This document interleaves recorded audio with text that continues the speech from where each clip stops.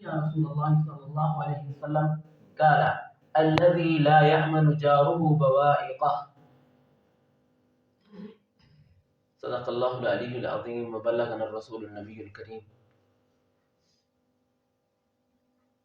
دیوکار سامعین اعظام، دین اسلام ایسا کامل اور اکمل ترین دین ہے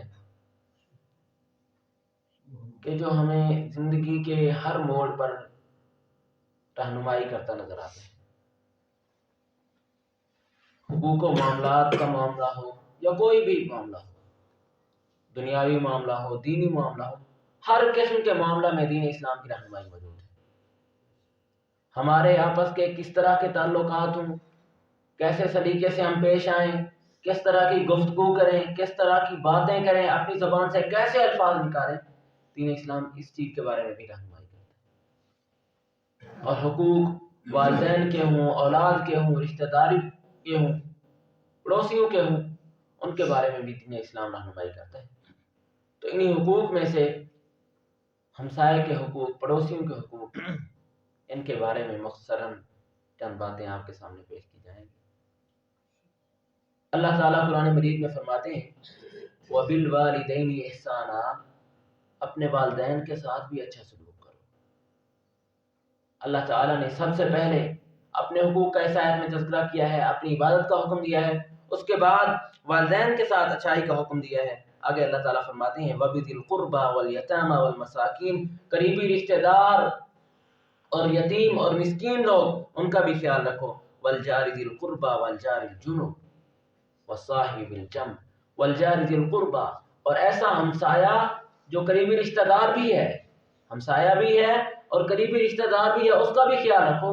وَالْجَارِ الْجُنُبِ، اور ایسا ہمسایہ جو قریب تو ہے گھر میں لیکن اس کے ساتھ کوئی رشتہ داری نہیں ہے، وہ اجنبی ہے، اس کا بھی خیال رکھو. وَالصَّاحِبِ بِالْجَنبِ، اور آپ کے ساتھ جو آدمی بھی موجود ہے، آپ جہاں بھی کام کر رہے ہیں، کوئی بھی کام کر رہے ہیں، آپ کہیں پڑھانے جاتے ہیں، آپ کے ساتھ جو افراد موجود ہیں، پڑھنے والے موجود ہیں، یا جو دیگر باقی پڑھانے والے اساتذہ موجود ہیں، یا آپ کہیں نماز پڑھنے جاتے ہیں، آپ کے ساتھ دوسرے نمازی موجود ہیں، کوئی بھی فرد آپ کے ساتھ موجود ہے، آپ کی بیوی ہے، آپ کے بچے ہیں، اللہ تعالیٰ کہتے ہیں وَالصَّاحِبِ بِالْجَنبِ، جو بھی آپ کے ساتھ ہے نا، اس کے ساتھ بھی اچھا سلوک کرو.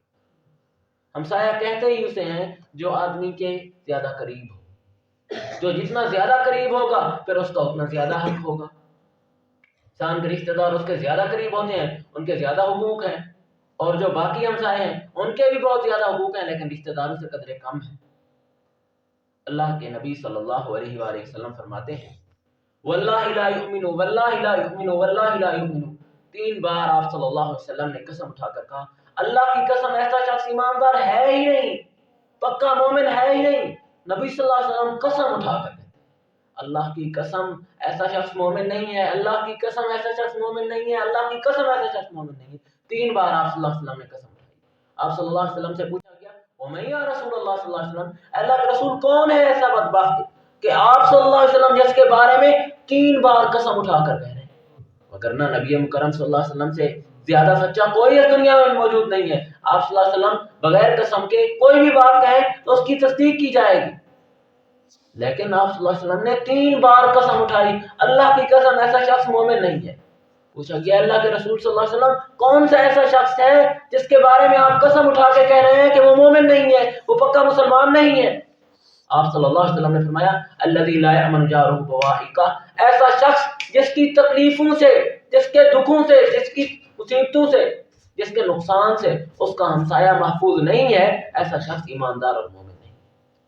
ایماندار وہ شخص ہے جس کی تکلیفوں سے دوسرا مسلمان محفوظ ہو، اس کا ہمسایہ محفوظ ہو، اس کے گھر والے تمام قریبی رشتہ دار ہمسائے پڑوسی محفوظ ہو، ایسا شخص ایماندار ہے. آپ صلی اللہ علیہ وآلہ وسلم کا فرمان ہے، صحیح مسلم میں یہ حدیث ہے، آپ صلی اللہ علیہ وسلم نے فرمایا من کان یؤمن باللہ والیوم الآخر فلا یؤذی جارہ. اللہ کے بندو، تم میں سے جو مسلمان ہیں نا، جو اس دین اسلام میں داخل ہو چکے ہیں، اللہ پر بھی ایمان رکھتے ہیں، آخرت پر بھی ایمان رکھتے ہیں، تو ان کا یہ حق بنتا ہے کہ فلا یؤذی جارہ، ایسا شخص جو اللہ پر ایمان رکھتا ہو، آخرت پر ایمان رکھتا ہو، اس کو یقین ہو اللہ سے مجھے ملاقات کرنی ہے، اللہ تعالیٰ کے ہاں میں نے حساب کتاب دینا ہے، اور تمام اعمال میرے، تمام گفتگو میری، ایک ایک لفظ میرا اللہ کے ہاں پیش کیا جانا ہے، فلا یؤذی جارہ، وہ غور کرے، وہ سوچے سمجھے، اپنے ہمسائے کو کبھی تکلیف نہ دے، اپنے قریبی ساتھی کو کبھی تکلیف نہ دے۔ دیکھا سامعین اذام، نبی صلی اللہ علیہ وسلم فرماتے ہیں کہ جبریل علیہ السلام نے مجھے ہمسائے کے بارے میں اتنی وصیت کی کہ مجھے لگا کہ کہیں ہمسائے کو وراثت میں بھی شریک قرار نہ دیا جائے۔ نبی صلی اللہ علیہ وسلم فرماتے ہیں ما زال جبریل یوصینی بالجار حتی ظننت انہ سیفرسہ۔ دیکھا سامعین اذام، اللہ کے نبی صلی اللہ علیہ وسلم فرماتے ہیں ما زال جبریل علیہ السلام مسلسل مجھے نصیحت کرتے رہے، مجھے تلقین کرتے رہے، مجھے کہتے رہے ہمسائے کے ساتھ اچھا سلوک کرو، اچھا سلوک کرو، اچھا سلوک کرو، حتی ظننت انہ سیورثہ۔ نبی صلی اللہ علیہ وسلم فرماتے ہیں حتی ظننت انہ سیورثہ، ظنہ کے بعد جب ان آئے تو یقین کا فائدہ دیتا ہے۔ یہ علماء جانتے ہیں کہ مجھے یقین ہو گیا کہ وہ اسے وراثت میں بھی شریک قرار دیں گے، لیکن وراثت تو نہیں، حق شفعہ میں اللہ تعالیٰ نے حق دیا ہے، اللہ کے رسول نے حق دیا ہے کہ کوئی شخص تم میں سے زمین بیچنا چاہتا ہے تو پہلے اپنے قریبی سے پوچھے، حتیٰ یعرضہ علی اخیہ، اپنے بھائی پر پیش کرے، بھائی آپ لینا چاہتے ہیں؟ تو اتنا اللہ تبارک و تعالیٰ نے، اللہ کے رسول صلی اللہ علیہ وسلم نے اسے حق دیا ہے۔ جو اگر سامعین اذام، کوئی شخص اگر یہ چاہے کہ میں اپنے بارے میں جانوں میں اچھا ہوں یا برا، میں اچھے اعمال کرنے والا ہوں یا برے اعمال کرنے والا ہوں، یا میرا انجام کیسا ہونے والا ہے، بھلائی پر یا برائی پر، تو وہ دیکھے اس کے ہمسایوں کے اس کے متعلق کیا تبصرے ہیں، اس کے ہمسائے اس کے بارے میں کیا کہتے ہیں۔ نبی صلی اللہ علیہ وآلہ وسلم فرماتے ہیں، آپ صلی اللہ علیہ وسلم نے فرمایا خیر الاصحاب عند اللہ خیرهم لصاحبہ وشر الاصحاب عند اللہ شرهم لصاحبہ۔ اچھے بندے، بھلے انسان، نیک لوگ وہ ہیں جو اپنے ہمسائے کے ساتھ اچھے ہیں۔ اللہ کے ہاں نیک بندے کون ہیں؟ جو اپنے ہمسائے کے ساتھ نیک ہیں، اس کے ساتھ اچھائی کرتے ہیں۔ اور اللہ کے ہاں بدترین برے بندے، گندے بندے کون سے ہیں؟ جو اپنے ہمسائے کے ساتھ کرتے ہیں۔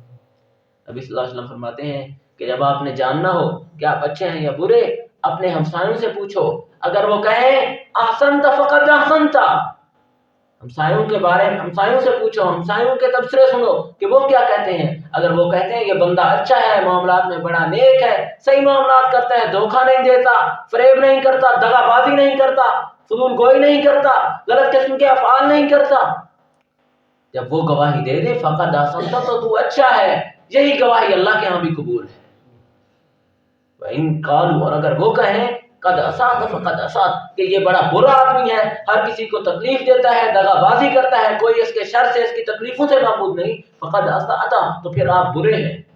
ہمسائے کی یہ گواہی عند اللہ بھی قبول ہے۔ جو کر سامعین اذام، ایک مشہور واقعہ ہے جسے آپ کئی بار سمجھتے ہیں۔ نبی صلی اللہ علیہ وسلم کے سامنے جن دو عورتوں کا تذکرہ کیا گیا تھا، اور ایک عورت کے بارے میں کہا گیا تھا کہ وہ بڑی نیک ہے، صلاۃ و صیام کی، نماز و روزے کی بڑی پابند ہے، نفلی صدقات کا بھی بڑا اہتمام کرتی ہے، صرف ایک خرابی ہے اس میں، ایک برائی ہے اس میں، ایک غلط بات ہے اس میں، کیا؟ اس کی زبان سے اس کے ہمسائے محفوظ نہیں۔ تو نبی صلی اللہ علیہ وسلم نے کیا فرمایا تھا؟ یہ فی النار، یہ جہنمی ہے، کیوں؟ اس کی زبان سے، اس کے ہاتھ سے اس کے ہمسائے محفوظ نہیں ہیں۔ اور جب ایک عورت کا تذکرہ کیا گیا تھا، اللہ کے نبی صلی اللہ علیہ وسلم ایک ایسی عورت ہے جو صرف فرضی نمازیں پڑھتی ہے، فرضی روزے رکھتی ہے، نوافل کا بھی کوئی اتنا بڑا اہتمام نہیں کرتی، لیکن ایک بات ہے، اس کی زبان سے اس کے ہمسائے محفوظ ہیں۔ آپ صلی اللہ علیہ وسلم نے فرمایا یہ فی الجنہ، یہ جنت میں ہے، یہ جنتی ہے۔ جو کار سامعین اذام، ہمیں چاہیے کہ ہم اپنا محاسبہ کریں، اپنے ہمسایوں کے ساتھ اچھا سلوک کریں، ان کے ساتھ بھلے طریقے کے ساتھ پیش آئیں۔ اگر ہمارا کوئی ہمسایہ ہمیں تکلیف دے، ہمیں تکلیف سے دوچار کرے، کوئی نقصان پہنچا دے، تو ہم صبر کریں۔ دین اسلام ہمیں صبر کی تلقین کرتا ہے۔ ایک مشہور واقعہ ہے، نبی صلی اللہ علیہ وسلم فرمایا ہے، مستدرک حاکم وغیرہ میں یہ حدیث ہے اور صحیح حدیث ہے، سنن ابی داؤد میں بھی ہے۔ آپ صلی اللہ علیہ وسلم کے پاس ایک آدمی حاضر ہوا اور اس آدمی نے کہا اللہ کے نبی صلی اللہ علیہ وسلم مجھے میرا ہمسایہ بہت تنگ کرتا ہے، بہت تکلیفیں دیتا ہے۔ آپ صلی اللہ علیہ وسلم نے فرمایا صبر کرو، صبر کرو، آخر میں درجہ پا جاؤ گے، صبر کا بڑا درجہ ہے۔ وہ آدمی چلا گیا، پھر آپ صلی اللہ علیہ وسلم کے پاس حاضر ہوا، اللہ کے نبی صلی اللہ علیہ وسلم میرا ہمسایہ مجھے بڑا تنگ کرتا ہے، بہت تنگ کرتا ہے۔ آپ صلی اللہ علیہ وسلم نے فرمایا صبر کرو۔ تیسری بار جب آیا تو آپ صلی اللہ علیہ وسلم نے صبر کی بھی تلقین کی، اور آپ صلی اللہ علیہ وسلم نے فرمایا اطرح متاعک فی الطریق، اپنا سامان اٹھا کر گلی میں ڈال دو، سامنے راستے پر ڈال دو۔ تو اس نے اپنا سامان باہر پھینک دیا۔ جب بھی کوئی آدمی آتا پوچھتا کیا مسئلہ ہے، تو وہ کہتا فلاں آدمی نے مجھے تکلیف دی۔ تو سارے لوگ اسے لانتیں کرنے لگے کہ یہ بڑا تکلیف دینے والا ہے، دوسرے ہمسائے کے متعلق جس نے تنگ کیا تھا۔ تو پھر وہی آدمی جس نے تکلیف دی تھی، جو تکلیف دینے والا ہمسایہ تھا، وہ حاضر ہوا اور کہا آپ مہربانی کر کے اپنا سامان اپنے گھر میں رکھ لیں، اور آج کے بعد آپ مجھ سے کوئی تکلیف دہ بات نہیں سنیں گے۔ تو اس حدیث میں، اس واقعہ میں آپ صلی اللہ علیہ وسلم نے سب سے پہلے جس بات کی تلقین کی ہے اپنے صحابی کو، وہ کس بات کی تلقین ہے؟ اصبر، صبر کرتے رہو۔ 3 بار آپ صلی اللہ علیہ وسلم نے کہا، 3 بار جب وہ آیا نا، تیسری بار آپ صلی اللہ علیہ وسلم نے یہ تلقین کی تو ہمسایہ کی تکلیفوں پر صبر کرتے رہیں۔ ایسا مسلمان جو لوگوں کے ساتھ مل جل کر رہے، گھل مل کر رہے، ان کے غموں کا، ان کے دکھوں کا، ان کی تکلیفوں کا خیال رکھے، اگر وہ بیمار ہیں بیمار پرسی کے لیے جائے، وہ مدد چاہے تو ان کی مدد کرے، تو ایسا شخص اللہ تبارک و تعالیٰ کے ہاں بھی بہت پسندیدہ ہے اور مسلمانوں کے ہاں بھی بہت پسندیدہ ہے، اور وہی شخص اللہ کے ہاں بھی درجات حاصل کر لیتے ہیں۔ جو کر سامعین اکرام، ہمیں چاہیے کہ ہم ہر معاملہ میں اپنے ہمسائے کی خیر سوچیں، اس کے بارے میں بھلائی سوچیں، اس کے ساتھ نرمی سے گفتگو کریں، ایسی گفتگو کہ جب ہم اس دنیا سے چلے جائیں تو وہ مثالیں دیں کہ یار میرا ہمسایہ بڑا نیک تھا، کبھی اس نے مجھ سے تلخ کلامی نہیں کی، کبھی اس نے مجھ سے غلط قسم کی گفتگو نہیں کی، مجھ سے فلاں غلطی ہو گئی تھی، مجھ سے فلاں نقصان ہو گیا تھا اس کا، لیکن اس نے کچھ بھی نہیں کہا، یہی کہا کہ بس ہو جاتا ہے، ہم بھائی بھائی ہیں، نقصان برداشت کر کے چلو کوئی بات نہیں، آئندہ بہتر ہی ہوگا۔ ایسے تذکرے ہوں ہمارے۔ اللہ کے نبی صلی اللہ علیہ وسلم فرماتے ہیں کہ معمولی نفع جو تھوڑا بہت کوئی آپ سے فائدہ حاصل کرنا چاہتا ہے آپ کا ہمسایہ، تو اسے نہ روکو۔ مثلا دیوار ہے، دیوار پر کوئی گارڈر، کوئی شہتیر وغیرہ رکھنا چاہتا ہے تو اسے رکھنے دینا چاہیے۔ نبی صلی اللہ علیہ وسلم فرماتے ہیں لا یمنعن احدکم جارہ ان یکسر خشبۃ فی جدارہ، اگر کوئی آپ کا ہمسایہ آپ کی دیوار پر کوئی گارڈر، کوئی شہتیر رکھنا چاہتا ہے تو اسے نہ روکو، اسے رکھنے دو۔ ابو ہریرہ رضی اللہ تعالیٰ عنہ نے فرمایا تھا، جب یہ حدیث بیان کی نا، لوگوں کو کہا کہ میں دیکھتا ہوں کہ تم لوگ اپنے ہمسائے سے اچھا سلوک نہیں کرتے، میں تمہارے کندھوں پر بھی ان کے شتیر رکھنے پڑے تو رکھوں گا۔ اتنی بات نہیں ہے جو کر سامعین اکرام۔ اس لیے اگر ہم چاہتے ہیں کہ دنیا سے جانے کے بعد ہمارے اچھے تذکرے ہوں، اللہ کے ہاں بھی ہمیں نجات ملے، آخرت کی بھی نجات ملے، اور دنیا میں بھی ہمارے اچھے تذکرے ہوں، تو ہم اپنے ہمسائے کے ساتھ اچھا سلوک کریں، اس کے ساتھ بھلائی کے ساتھ پیش آئیں، ہر معاملے میں اس کا خیال رکھیں۔ سیدنا ابو ذر رضی اللہ تعالیٰ عنہ نبی صلی اللہ علیہ وسلم کے عظیم صحابی ہیں، کہتے ہیں نبی صلی اللہ علیہ وسلم نے ایک دن مجھے تلقین کی اذا طبخت مرقۃ فاکثر ماءها، جب گھر میں ہنڈیاں پکایا کرو نا، سالن بنایا کرو نا، اکثر ماءها، شوربہ زیادہ بنا لیا کرو، وتعاہد جیرانک، اپنے ہمسائے کا خیال رکھا کرو، اپنے ہمسائے کے گھر بھی بھیج دیا کرو، آج کوئی اچھی چیز پکائی ہے اپنے ہمسائے کے گھر بھیج دیا کرو۔ اللہ کے بندو، یہی شہادتیں، یہی گواہیاں قیامت کے دن بھی پیش ہوں گی۔ ان معاملات کو، ان چھوٹی چھوٹی چیزوں کو معمولی نہ سمجھو، یہی درجات کی بلندی کا باعث ہے۔ آپ دیکھتے نہیں یہ جو بڑے بڑے پہاڑ نظر آتے ہیں، یہ چھوٹے چھوٹے ریزوں سے اللہ نے بنائے ہیں، تو یہی چھوٹی چھوٹی نیکیاں بندے کے اعمال میں بہت بڑے پہاڑوں کے برابر صلہ دیتی ہیں۔ جتنے اخلاص کے ساتھ کوئی عمل کیا جائے گا اتنا بڑا اجر اللہ تعالیٰ کے یہاں نصیب ہوگا۔ یہ کار سامعین اکرام، نبی صلی اللہ علیہ وسلم نے بالخصوص عورتوں سے بھی مخاطب ہو کر فرمایا تھا یا نساء المسلمین، اے مسلمانوں کی عورتوں، لا تحقرن جارۃ لجارتھا، کہ کوئی عورت کسی دوسری عورت کے لیے اگر کوئی معمولی سی چیز بھی اس کے گھر میں موجود ہے، آپ صلی اللہ علیہ وسلم نے فرمایا ہے کہ اگر کسی بکری کا سم، بکری کا پاؤں، کھر اگر ہے کسی کے پاس، وہ بھی کسی ہمسائے کو دینا چاہتی ہے تو اس کا معمولی نہ سمجھے، بھئی اتنی سی چیز میں کیسے دوں گی، تھوڑا سا سالن ہے میں کیسے دوں، ضائع کر دیتے ہیں اپنے ہمسائے کو، ہم نہیں دیتے۔ اللہ کے بندوں، ہمیں اپنی اصلاح کی ضرورت ہے، اور بالخصوص ہمسائے کے حقوق کی اس کا خیال رکھنا ضروری ہے ہمارے لیے۔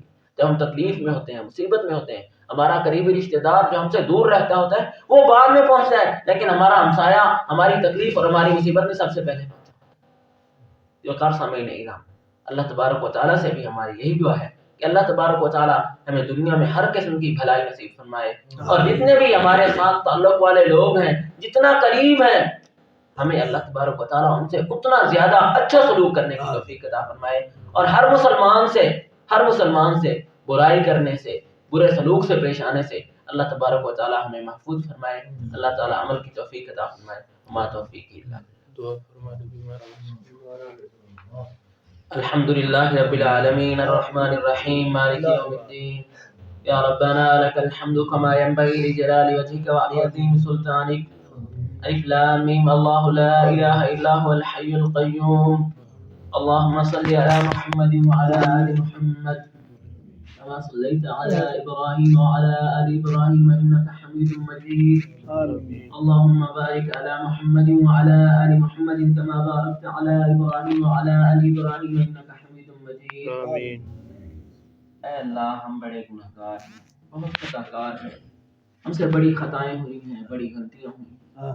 جب ہم اپنے اعمال کی طرف دیکھتے ہیں تو ہمیں کوئی صورت نظر نہیں آتی، لیکن تو بہت بخشنے والا ہے، بڑا غفور ہے، بڑا رحیم ہے، تو نے ہمارے گناہوں کو بخشنے کا وعدہ کیا ہے۔ اے اللہ، ہم تیرے در پر حاضر ہیں، ہمارے گناہ معاف کر۔ اے اللہ، ہماری خطاؤں سے درگزر فرما۔ اے اللہ، جتنے مسلمان پریشان حال ہیں، تکلیفوں میں ہیں، ان کی پریشانیاں، ان کی تکلیفیں دور فرما۔ اے اللہ، ہمیں اطاعت والی، فرما برداری والی زندگی عطا فرما۔ اے اللہ، من پسندی کا دین، مرضی کا دین ایسا ہمیں ضرورت نہیں۔ اے اللہ، ہمیں ایسا دین اپنانے کی توفیق عطا فرما جو تیرے مطابق ہو، تیرے کہنے کے مطابق ہو، تیرے رسول صلی اللہ علیہ وسلم کے فرامین کے مطابق ہو۔ اے اللہ، ہمیں سنتوں پر چلنے والا بنا دے۔ اے اللہ، بے حیائی، بدگوئی، ہر قسم کی بری گفتگو سے محفوظ فرما۔ اے اللہ، ہر مسلمان کو دوسرے مسلمان کے حقوق کا خیال رکھنے کی توفیق عطا فرما۔ اے اللہ، جتنے مسلمان مومن لوگ موحدین اس دنیا سے رخصت ہو گئے ہیں، ان کی مغفرت فرما، ان کے درجات بلند فرما۔ اے اللہ، ان کو جنت میں اعلیٰ مقام عطا فرما۔ ربنا آتنا فی الدنیا حسنۃ وفی الآخرۃ حسنۃ وقنا عذاب النار۔ اللهم اغفر لنا قبل الموت وارحمنا عند الموت ولا تؤذبنا بعد الموت ولا تحاسبنا يوم القيامة إنك على كل شيء قدير۔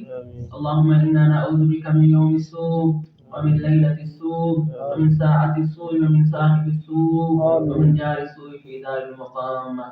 اللهم احفظنا واحفظ الإسلام والمسلمين، اللهم احفظ بلدنا واحفظ بلاد المسلمين، اللهم انصر الإسلام والمسلمين، اللهم انصر الإسلام في كل مكان، اللهم انصر المجاهدين في كل مكان، اللهم انصرهم نصرا مؤزرا، اللهم انصرهم نصرا مؤزرا، اللهم احفظنا من بين أيدينا ومن خلفنا وعن أيماننا وعن شمائلنا ونعوذ بعظمتك أن نغتال من تحتنا۔